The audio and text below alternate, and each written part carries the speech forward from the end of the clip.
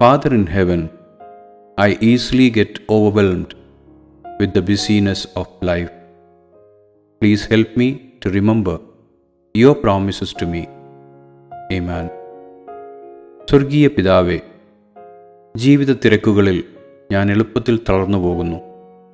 അങ്ങ് എനിക്ക് നൽകിയ വാഗ്ദാനങ്ങൾ ഓർക്കാൻ എന്നെ സഹായിക്കണമേ. ആമേൻ.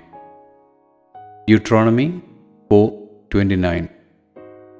But if from there you seek the Lord your God, you will find him if you seek him with all your heart and with all your soul. ആവർത്തനം 4:29.